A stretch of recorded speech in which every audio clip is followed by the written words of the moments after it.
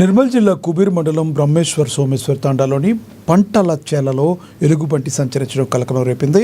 తమ చేలలో ఎలుగుబంటిని చూసి రైతులు ఒక్కసారిగా ఉలిక్కిపడ్డారు. గ్రామానికి చెందిన దాడివర్ సంతోష్ పంట చేనులోకి ఎలుగుబంటి వచ్చినట్టుగా తెలిపారు.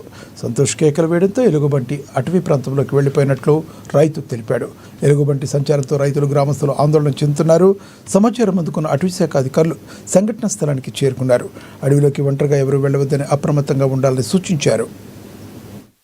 బ్రహ్మేశ్వర్ గ్రామ ప్రజలు తెలియజేయమన్నది ఏమనగా గ్రామ పరిసర పొలాలలో ఎలుగుబంటి ఉండడం వలన ప్రజలు 2 రోజులు ఎవరు పొలాలకు వెళ్ళకూడదని మా గ్రామ ప్రజలకు తెలియజేయడం జరిగింది.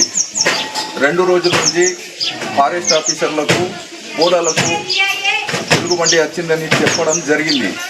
వచ్చి సార్లు చూసి వెళ్ళిపోవడం జరిగింది.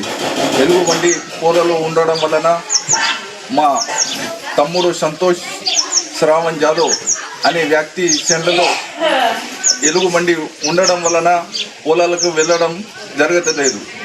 మా మక్క పంటకు నష్టపరిహారం ఇవ్వగలరని మా యొక్క మనవి బ్రహ్మేశ్వర్ ప్రజలు తెలియజేస్తున్నాము.